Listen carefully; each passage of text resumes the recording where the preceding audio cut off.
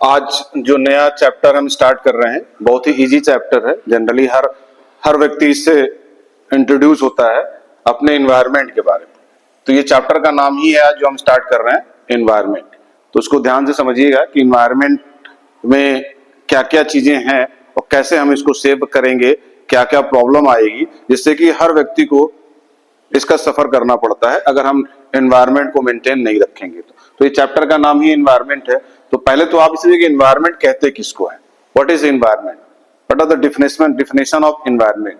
तो environment is defined as the total planetary inheritance and totally of all resources.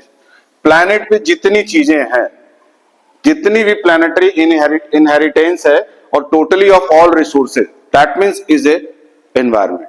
जो भी है, चाहे जीव जंतु, plant, animals, all are environment, all are a part of environment. तो ये इसीलिए कह दिया लास्ट में कि टोटली ऑफ ऑल रिसोर्सेज, जितने रिसोर्सेज हैं हमारे पृथ्वी पर, हमारे प्लेनेट पर, वो सारा चीजें एनवायरनमेंट है। अब एनवायरनमेंट को डिवाइड करें तो दो तरह के एनवायरनमेंट को डिवाइड किया सकता है, जिसका एक नाम दिया गया है बायोटिक और दूसरा नाम दिया गया है एबायोटिक। आप ये चीजें साइंस में भी पढ़े होंगे, बायोलॉजी में पढ़े होंगे। यहां मैं थोड़ा, चूंकि उससे रिलेटेड भी है, तो आपको ये बता दूं कि बायोटिक और एबायोटिक अगर एक साइंटिफिक नेम है, बट अगर इसको सिंपल वे में हम समझे तो all living elements are biotic and all non living elements are abiotic. इसी का नाम है कि इसको हम ऑल लिविंग एलिमेंट भी कहते हैं बायोटिक को, और एबायोटिक को ऑल नॉन लिविंग एलिमेंट्स कहते हैं। अब ये जो हमने बायोटिक और एबायोटिक या मैंने एनवायरनमेंट की बात की, तो इसका फंक्शन क्या है, काम क्या करता है। तो पहला अगर आप लिखेंगे, इसमें 4 पॉइंट हमेशा आपको याद रखिएगा, इसी चीज को लिखना भी है। 4 पॉइंट करेंगे कि प्रोवाइड रिसोर्सेज फॉर प्रोडक्शन। ये जो बायोटिक की बात हम कर रहे हैं, इसका फंक्शन है, ये रिसोर्स ही तो हमको एनवायरनमेंट से ही तो सब चीज मिलता है जिससे हम प्रोडक्ट तैयार करते हैं। तो दैट मीन्स कि प्रोवाइड रिसोर्सेज फॉर प्रोडक्शन। अगर ये एनवायरनमेंट नहीं होता, ये बायोटिक, ये प्लैनेट पे सारी चीजें, रिसोर्सेज नहीं होते, तो हम कोई प्रोडक्शन कैसे तैयार करते। आज भी हम डायरेक्ट इनडायरेक्ट रूप में कहीं ना कहीं हम बिना रिसोर्स के तो हम कोई प्रोडक्ट तैयार ही नहीं कर सकते हैं। तो टोटली हम डिपेंड करते हैं, चाहे वो प्लांट के रूप में और चाहे एनिमल्स के रूप में। ये दोनों ही हमारी प्रोडक्टिविटी को बढ़ाता है। तो पहला काम इसका ही फंक्शन यही है कि हमें रिसोर्सेज को प्रोडक्शन के लिए वो हमें प्रोवाइड करता है। दूसरा, इस एनवायरनमेंट का क्या फंक्शन है, एसिमिलेट्स वेस्टेज। ये जितना वेस्टेज है अब्सॉर्ब करता है। जो भी हमारे चीजें समाप्त हो गई, जानवर मर जाते हैं, वेस्टेज हो जाते हैं, पेड़ पत्ते झड़ते हैं, ये सारी चीजें वेस्टेज को क्या करता है, ये एनवायरनमेंट अपने को अब्सॉर्ब कर लेता है, ये सब उसी में समाहित हो जाता है। सस्टेन लाइफ, हमारे वर्षों से जो जीवन चल रहा है इस एनवायरनमेंट की वजह से ही चल रहा है, और अगर प्रॉब्लम भी आएगा तो इसी की वजह से आएगा, क्योंकि हम एनवायरनमेंट को अगर हम सेफ नहीं रखेंगे तो हम कहीं ना कहीं हमारा जीवन जो है खतरे में है। तो इसलिए ये क्या है, सस्टेन लाइफ भी है हमारी, इस एनवायरनमेंट की वजह से वर्षों से जीवन चल रहा है। किसके वजह से चल रहा है, इस एनवायरनमेंट की वजह से चल रहा है। ये एनवायरनमेंट नहीं होता तो हमारा जीवन भी नहीं होता। और चौथा जिसको कहते हैं प्रोवाइड एस्थेटिक सर्विसेज। जो हम एस्थेटिक सर्विसेज का मतलब होता है कि हमारे पर्यावरण को, यानी सैनिक सीन, जो ब्यूटी, खूबसूरती जो हमारी इस एनवायरनमेंट का जो है, ये हमें इस खूबसूरती जो प्रदान किया है, ये एनवायरनमेंट ही नहीं कहा है। जंगल, पेड़ पौधे, ये सारी चीज क्या, प्रकृति की सुंदरता है, प्रकृति का सौंदर्यीकरण जो कहते हैं ना, कि ये प्रकृति ने हमको गिफ्ट में दिया है। तो that means provide aesthetic services, यानी पर्यावरण जो, जिसको हम कह के सीन ब्यूटी, पर्यावरण को जो हमारे सुंदरता को बनाए रखा है, ये एनवायरनमेंट ही इन्होंने बनाया है। तो ये 4 चीजें आप बिल्कुल लिखेंगे कि एनवायरनमेंट का फंक्शन यही है कि हमें रिसोर्स प्रोवाइड करता है प्रोडक्ट तैयार करने के लिए, जितने भी वेस्ट चीजें सबको एनवायरनमेंट अब्सॉर्ब कर लेता है। सस्टेन लाइफ, वर्षों से जो जीवन हमारा चल रहा है, ये एनवायरनमेंट अगर ना होता तो हमारा जीवन नहीं होता, ये लंबे समय से चला आ रहा है। और ये खूबसूरती जो प्रदान किया है हमारे पूरे इस प्लैनेट को, तो इस एनवायरनमेंट का ही योगदान है। तो 4 points are very important for the function of environment. अब आते हैं कि एनवायरमेंटल क्राइसिस क्या है, what is environmental crisis. Crisis का मतलब की कमी। Many resources have been extinct and the waste generated are beyond absorptive capacity of the environment. अब जनरली क्या होता है कि हमारी इन्वायरमेंट कहीं ना कहीं हमारे, अब इसे आप देखा हो कि जानवर अगर चीजें अगर डेथ कर जाते हैं तो ये सब क्या है, ये सड़ते हैं, गलते हैं, ये become extinct and the wastage generated, जो हमारे इससे वेस्ट जनरेट होता है, अब absorptive capacity of the environment, जो हमारी भाई प्राकृतिक को संसाधन को हम एक लेवल तक यूज करेंगे तो ठीक है, उसको मेंटेन करना भी तो हमारा काम जिम्मेदारी है।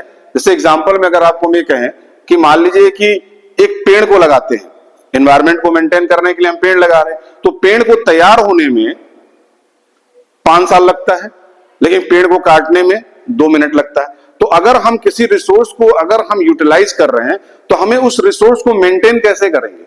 भाई प्रकृति कुछ चीजें तो ऑटोमेटिक मेंटेन करती है, लेकिन उसमें टाइम पीरियड लगता है उसको मेंटेन करने में। अगर वो पेड़ तैयार होगा 5 साल के बाद और काटने में तो 2 मिनट लगा, तो वो जो टाइम पीरियड है वो कहीं ना कहीं एक प्रॉब्लम है, इन्वायरमेंटल क्राइसिस है, अब्जॉर्प्टिव कैपेसिटी ऑफ द एनवायरमेंट। भाई उसकी जितनी कैपेसिटी उतना तो ऑटोमेटिक वो अब्जॉर्ब कर लेता है, वो सारी चीजों को मेंटेन करने, लेकिन आवश्यकता से अधिक जब हम एनवायरमेंट को मिनरल्स के रूप में हम यूज कर रहे हैं, आप देखिए जितने भी मिनरल्स खदान से कोयले निकल रहे हैं, बॉक्साइड है, माइका है, ये सारी चीजें जो निकल, तो कहीं ना कहीं तो स्टोन है, ये सारी चीजें अगर हमारी पृथ्वी खाली होगी तो उसका मेंटेन होने में, उसको रिकवरी करने में एक लॉन्ग टाइम पीरियड लगता है, तो वो कहीं ना कहीं हमारे लिए प्रॉब्लम इन्वायरमेंट के लिए है।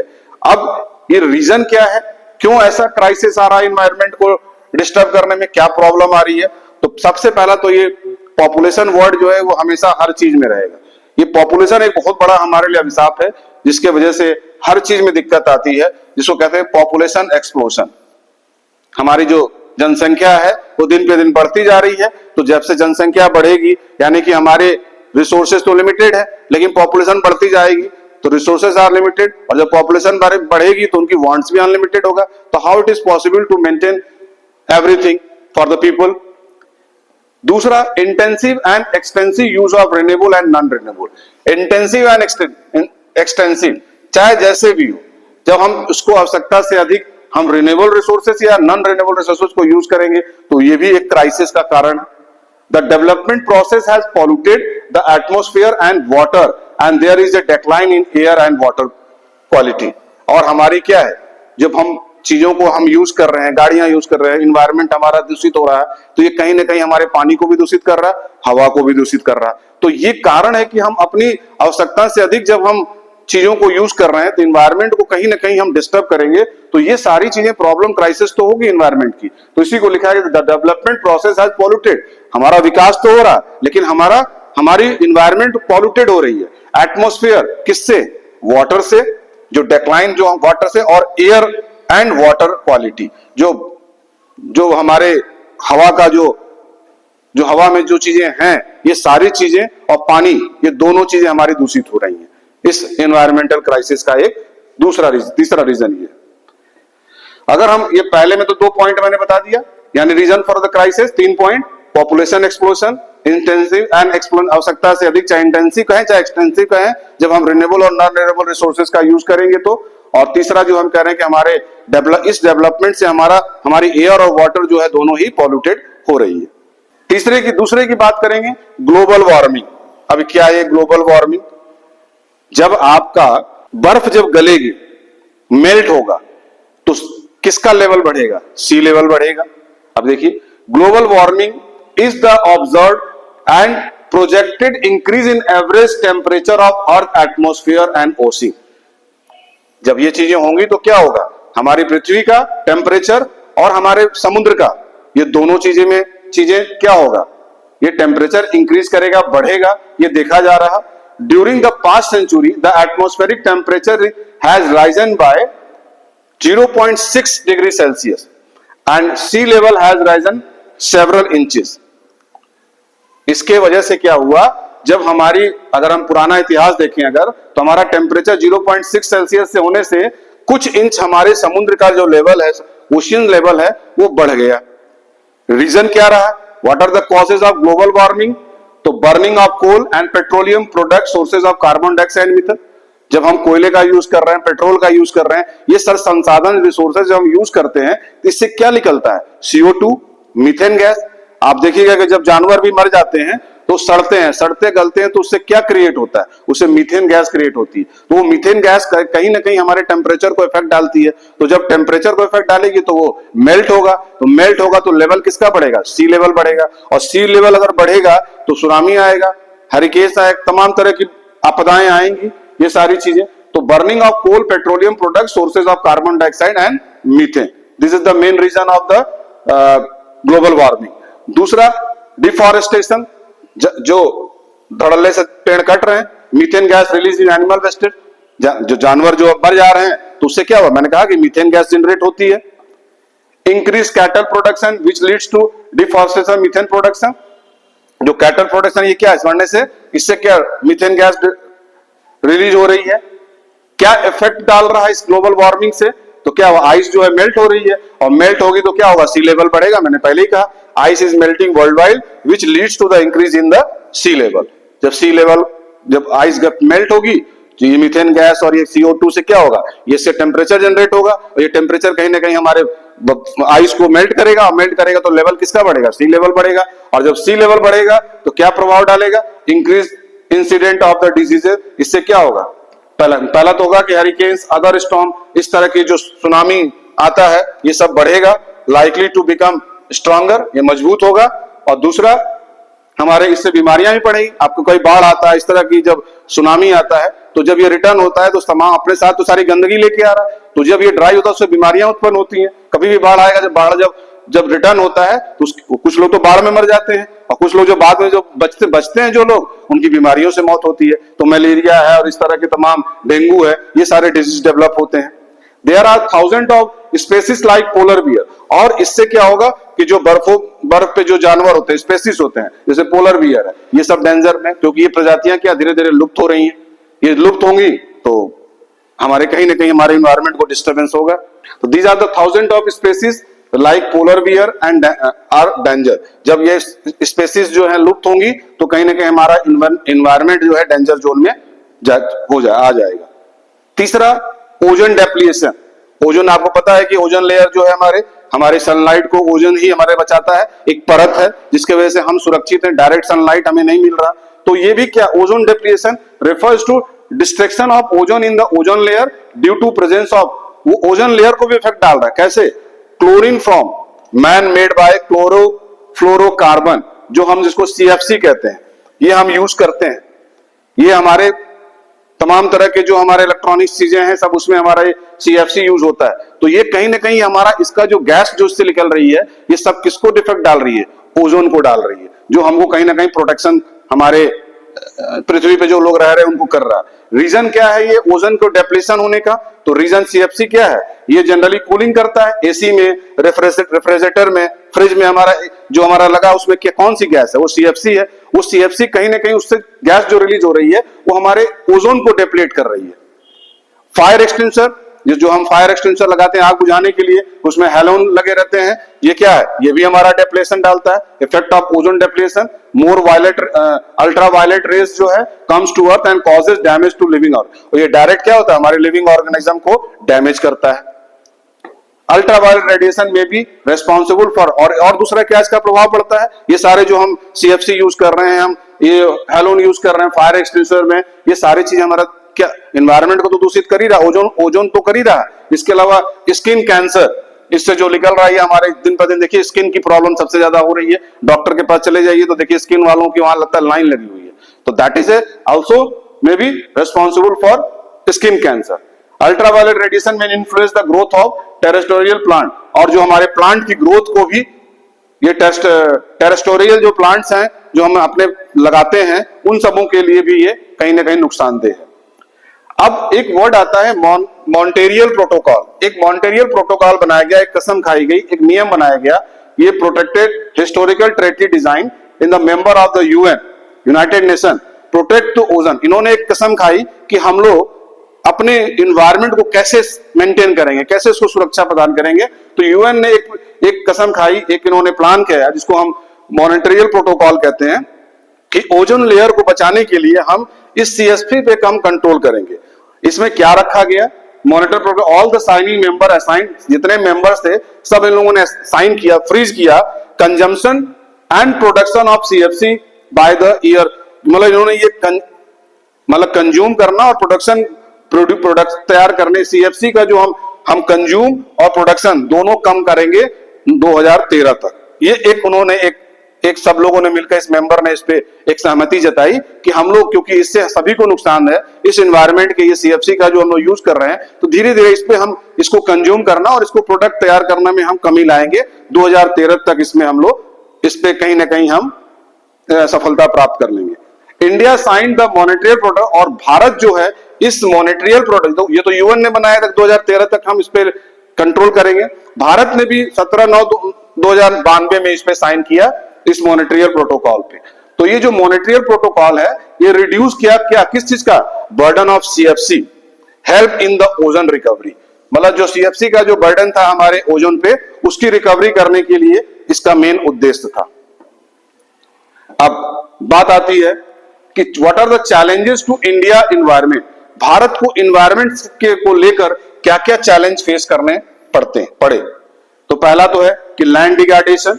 अब लैंड डिग्रेडेशन आपको मैं आपको बताऊं, अब जैसे पता चला कि लैंड जो है, आप लोगों को लैक ऑफ नॉलेज है, एक ही खेती कर रहे हैं उस पे, तो क्या होगा कि लैंड की जो क्षमता है, जो उर्वरा शक्ति है, जो उसकी न्यूट्रिशन है, वो सब धीरे धीरे खत्म होता जाएगा। और इसकी नॉलेज के ना वजह से एक एनवायरमेंट क्या होगा, डिस्टर्ब होगा, डिसबैलेंस होगा। डिफॉरेस्टेशन, तेजी से जो पेड़ पौधे कट रहे हैं, वो एक रीजन है, हमारा चैलेंज है एनवायरमेंट को। सॉइल इरोजन, जो मिट्टी का जो सॉइल इरोजन का मतलब होता है कि जब बाढ़ आता है, जब इस तरह का तूफान आता है, तो क्या आता है कि जमीन की जो मिट्टी होती है वो सब बाढ़ में बह के चला जाता है, तो जितनी उपजाऊ उसकी मिट्टी है वो सब चला जाएगा, तो उस पर फसल कोई चीज होगी नहीं, तो उसको हम सॉइल इरोजन करते हैं। बायोडाइवर्सिटी, ये भी एक कारण है। और आफ्टर पॉल्यूशन, एयर पॉल्यूशन जो हमारा, तो ये चार चीजें फेस करनी पड़ती है, भारत को करनी पड़ी, land degradation, deforestation, soil erosion, biodiversity loss और एयर पॉल्यूशन। अब इसका एक एक करके कहें कि लैंड डिग्रेडेशन है क्या। भाई तो एक सिंपल आपको बता दिया, लेकिन उस पर लिखना तो पड़ेगा ही।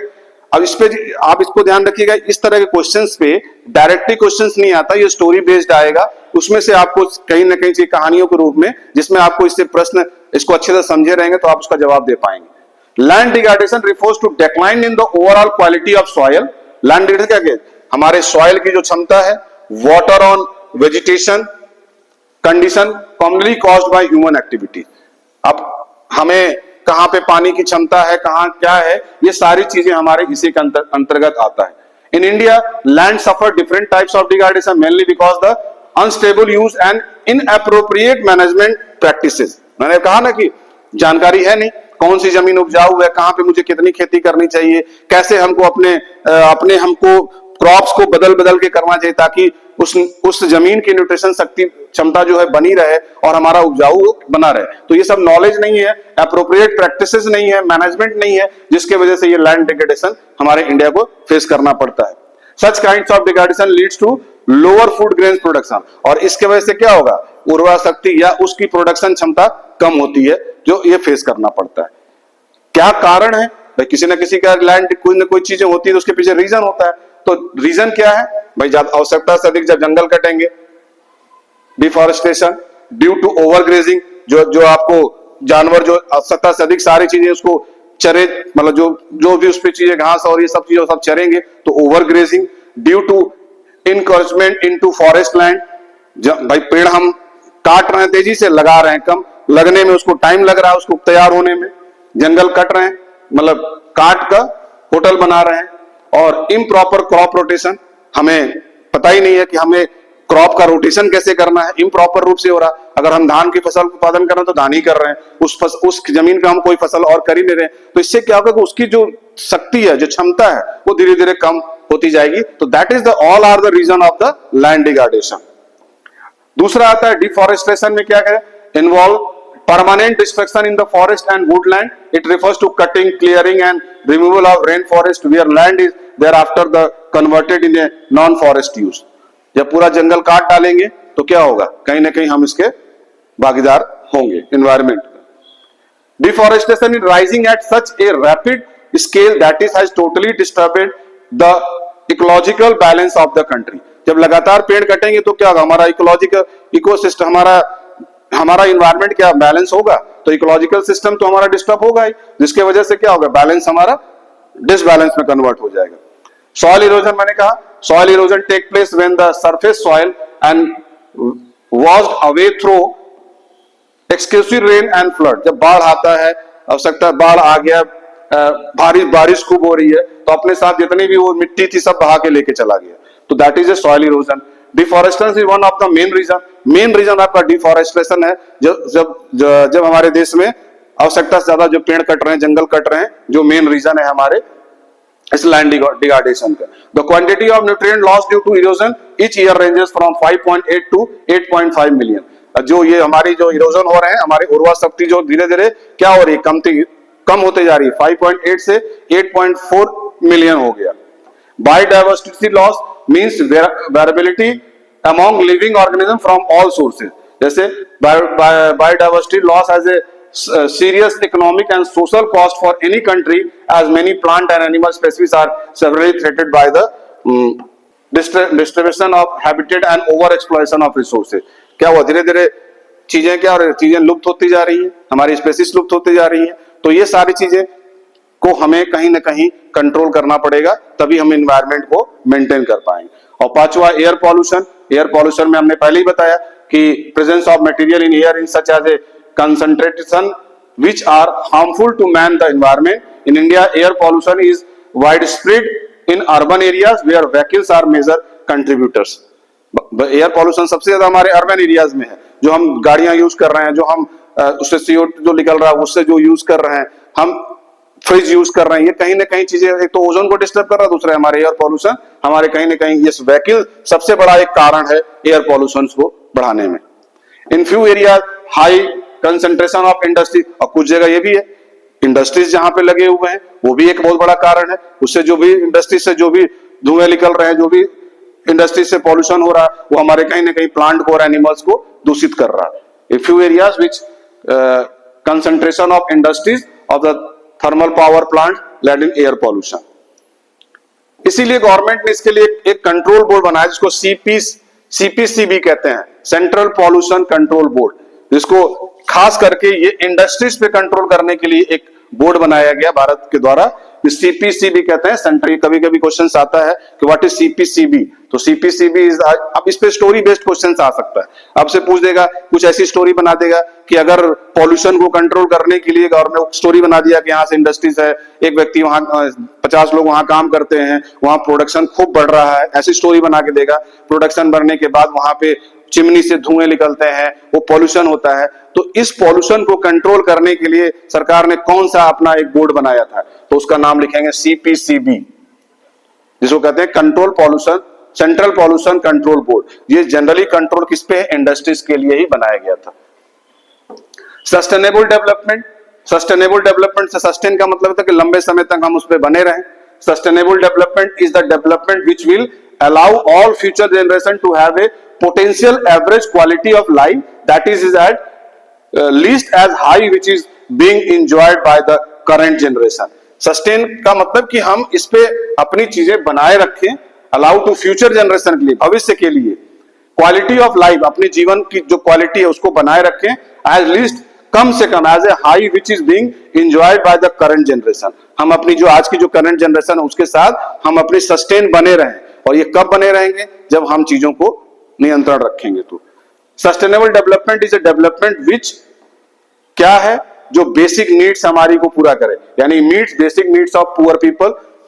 सस्टेन डेवलपमेंट क्या है, जो हमारी बेसिक चीजों को, जो गरीब हैं, जो पुअर पीपल हैं, उनके पास भोजन हो और घर हो। दूसरा, ensure growth of all sector, ये भी इंश्योर हो कि सारी सेक्टर की ग्रोथ हो।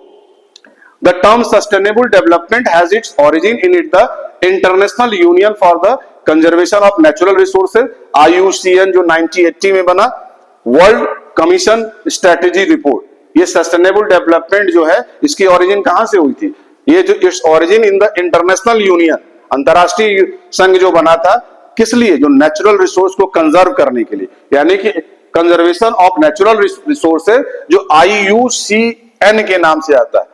IUC का मतलब कि international union of natural resource है, जिसको नाम से दिया गया 1980 में एक कमीशन बनाया गया जो ये रिपोर्ट इस पे उन्होंने दिया कि सस्टेन हाउ टू अचीव। इन्होंने एक रिपोर्ट दी कि आप सस्टेन डेवलपमेंट को कैसे अचीव करेंगे, उसके लिए एक नियम बनाया। उन्होंने एक सजेशन दिया, एक रिपोर्ट दी कि आप अपने सस्टेन डेवलपमेंट को अचीव कैसे कर पाएंगे।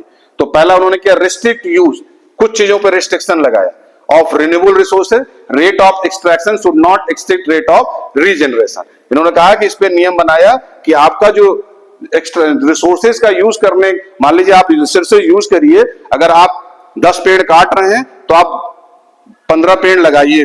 तो इस तरह के कुछ उन्होंने रिस्ट्रिक्शन लगाया। सब्स्टिट्यूट नॉन रिन्यूएबल विच रिन्यूएबल रिसोर्सेज, और कहा कि कुछ ऐसे सब्स्टिट्यूट डेवलप करिए कि नॉन रिन्यूएबल से ही आपके रिन्यूएबल रिसोर्सेज की पूर्ति हो पाए। Technological process should be made by to become input efficient, should be made to produce per unit of input. और चौथा, pollution emission should be limited, जिससे कि आप पॉल्यूशन कम से कम करिए। The growth of human population should be control, और सबसे बड़ा उन्होंने ये एक रिपोर्ट दी कि अपने पॉपुलेशन पे कंट्रोल करिए ताकि आप अपने एनवायरनमेंट को मेंटेन कर पाए। Should be control to a level within the carrying capacity of environment. भाई हमारी पॉपुलेशन ज्यादा होगी तो हमारे रिसोर्सेज का यूज भी ज्यादा होगा, और जब रिसोर्सेज का ज्यादा यूज होगा तो क्या होगी, सारी प्रॉब्लम आएगी। तो उन्होंने एक सजेशन दिया रिपोर्ट में कि आप अपनी पॉपुलेशन भी कंट्रोल करिए। स्ट्रेटेजीज फॉर सस्टेनेबल डेवलपमेंट, अब इसमें आता है कि नॉन कन्वेंशनल रिसोर्सेज को कैसे आप यूज करेंगे। तो India is highly dependent on thermal hydro power plant, but these sources are adverse environment impact. Non-conventional sources like wind power, solar rays are cleaner and greener technology। देखिए भारत एक non conventional जो sources है उसमें बहुत अपनी चीजों को अपना उसमें योगदान है उसका। इंडिया हाईली डिपेंडेंट, इंडियन जो है किस पे ज्यादा डिपेंडेंट है, हाइड्रो पावर प्लांट पे। ये सब रिसोर्सेज जो है एडवर्स एनवायरमेंटल इंपैक्ट को डालते हैं, इसमें खास करके जिसमें हम कहते हैं विंड पावर यूज करें, सोलर एनर्जी, इस सब से करने से क्या होगा कि हमारा पॉल्यूशन मेंटेन रहेगा। अब विंड पावर से तो हम एयर की जो नेचुरल उसको यूज कर रहे हैं, तो उससे कहीं भी हमारा एनवायरमेंटल दूषित नहीं होगा, सस्टेन हमारा बना रहेगा। सोलर एनर्जी जो सूर्य से मिल रहा है उससे अगर हम इलेक्ट्रिसिटी प्रोड्यूस कर रहे हैं तो उससे भी कोई प्रॉब्लम नहीं होगी। एयर क्लीनर एंड ग्रीनर, इससे क्या होगा, हमारा वातावरण क्लीन होगा और ग्रीन होगा, और हमारी टेक्नोलॉजी, इस टेक्नोलॉजी से हमारा सस्टेनेबिलिटी बनी रहेगी। यूज ऑफ क्लीनर फ्यूल्स, अब क्लीनर फ्यूल्स ये सब नॉन कन्वेंशनल की बात कर रहे हैं। In urban area use of CNG, ये सरकार हमारे सस्टेन में क्या करती है कि ज्यादा से ज्यादा एरिया में सीएनजी यूज, इससे कम पॉल्यूशन। सीएनजी को क्या, सीएनजी टू एलपीजी, ये देखिए, is being promoted to be used as a fuel, CNG को फ्यूल के रूप में और रूरल अर्बन एरिया के लिए। और रूरल एरिया के लिए उन्होंने क्या किया, एलपीजी गोबर गैस इज बीइंग प्रोमोटेड। गांव के लिए क्या क्या, गोबर गैस, भाई वहां जानवर हैं उनसे गोबर होगा तो उससे ईंधन के रूप में आप यूज कीजिए, as they are clean fuel. इससे क्या होगा कि फ्यूल जो है हमारी क्लीन होगी और हमारी वातावरण दूषित नहीं होगा। Establishment of mini hydel plant in mountain area, streams can be found almost everywhere, there streams can be used to generate electricity through mini hydel plant, such technology is more environmental friendly. और उन्होंने कहा कि आप छोटे plant बनाइए जिससे कि आप इसको मिनी हाइडल प्लांट, जिससे कि इलेक्ट्रिसिटी भी प्रोड्यूस की जा सके, generate through mini hydel plant, such technology, ऐसे टेक्नोलॉजी को डेवलप करिए जिससे कि आप मिनी प्लांट बनाकर उससे आप अपनी इको फ्रेंडली बन पाए। Traditional knowledge of practice, traditionally Indian people have been loose to their environment, the shift from traditional system to modern system has caused large scale damage of environment। Generally क्या होगा, traditional जो पुराने तरीके से जो हम अपने टेक्नोलॉजी को यूज करते थे वो कहीं ना कहीं चीजें हमारे क्या हुआ, डैमेज कर रही है हमारे एनवायरनमेंट को। For example Ayush treatment, the old systems are environmental friendly, free from side effect and do not involve any chemical. अगर हम आयुष ट्रीटमेंट इससे कर रहे हैं, इससे अगर हम कर रहे हैं तो इसमें मतलब कोई साइड इफेक्ट नहीं, इसमें केमिकल कोई प्रोसेसिंग नहीं है।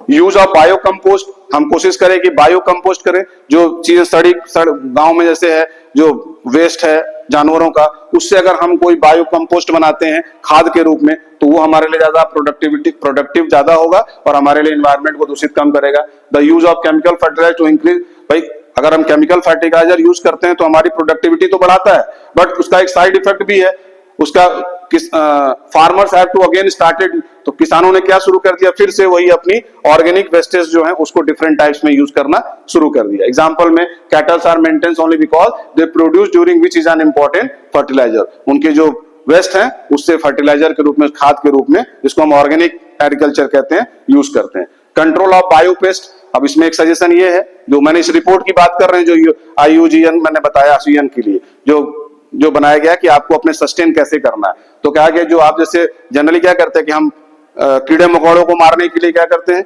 हम फर्टिलाइजर और पेस्टिसाइड यूज करते हैं। तो उन्होंने कहा कि इसको कम करने के लिए जो जानवर, जो छोटे बड़े पक्षी हैं, chemical practical polluted water bodies and also contaminates the food product, better environment is friendly, pesticide use such as animal, हम चिड़िया, जैसे खेतों में देखिए चिड़िया जो होती है, स्नेक्स होते हैं, कुछ नेचुरल्स ओवल होते हैं, ये सब क्या, ये सब जानवर क्या करते थे, हमारे फर्टिलाइजर को बचाते थे, कीड़े मकोड़ों को ये खा जाते थे। तो ये कह रहा है कि इससे आप करेंगे, स्नेक्स हैं, ओल हैं, बर्ड हैं, ये सारी चीजें जो नेचुरल, जो नेचर ने दिया है, इनका आहार ये कीड़े मकोड़े हैं। तो ये कीड़े मकोड़े खाएंगे तो हमारी फसल भी बर्बाद नहीं होगी, और हम केमिकल पेस्टिसाइड यूज नहीं करेंगे। तो केमिकल पेस्टिसाइड जब यूज नहीं करेंगे तो हमारा एनवायरमेंट मेंटेन रहेगा। तो इसलिए कह रहे हैं कि ऐसे पक्षियों को और ऐसे लोगों चीजों को आप पालिए जिससे कि आपका एनवायरमेंट मेंटेन रहे। तो ये चैप्टर आपका एनवायरमेंट से रिलेटेड, मैंने मेन पॉइंट्स आपसे बात की और ये चीजें आपको समझाने का प्रयास किया। तो ये सारी चीजें जो मैंने कहा कि इसमें आपको क्वेश्चंस डायरेक्ट नहीं पूछेगा इस चैप्टर को, जैसे ये चैप्टर हो गया आपका एम्प्लॉयमेंट हो गया, डेटा बेस्ड, एक खास करके एनवायरमेंट, और अभी एक अगला चैप्टर है इंडिया एंड इट्स नेबर, इससे आपको डेटा बेस्ड पूछेगा, स्टोरी बना के पूछेगा, और इससे स्टोरी में से क्वेश्चन निकालेगा कि एक एनवायरमेंट में क्या चीजें सस्टेन है, क्या चीजें वो आपके रिन्यूएबल है, नॉन रिन्यूएबल है, बायोटिक क्या है, ए बायोटिक क्या है, इस चीजों में से आपको निकाल के उसका आंसर देना पड़ेगा। तो जब ये चैप्टर को अच्छे से समझे रहेंगे तो स्वाभाविक सी बात है कि आप उसका आंसर प्रॉपर दे पाएंगे। तो आज आपका ये चैप्टर समाप्त हो गया, अब केवल एक चैप्टर बचा है जो नेक्स्ट वीडियो में, नेक्स्ट लेक्चर में आपको करेंगे। इस चैप्टर का नाम है इंडिया एंड इट्स नेबर, जिसमें आपको चाइना, इंडिया और पाकिस्तान के बारे में आपको पढ़ना है। इंडिया एंड नेबर ये हमारे हैं, जिसमें चाइना, इंडिया और पाकिस्तान की। तो इंडिया और पाकिस्तान को तो लगभग हमारी जो इकोनॉमिक है, जो हमारे सब चीजें लगभग पैरेलल है। थोड़ी सी चाइना के बारे में आपको पढ़ना है, तो कल जब नेक्स्ट लेक्चर हम शुरू करेंगे तो उसमें पहले आपको चाइना की हिस्ट्री बताएंगे, फिर हम कंपेयरली तीनों कंट्री का कंपेयर करेंगे किस चीज में किसकी क्या ग्रोथ है। तब तक के लिए थैंक यू।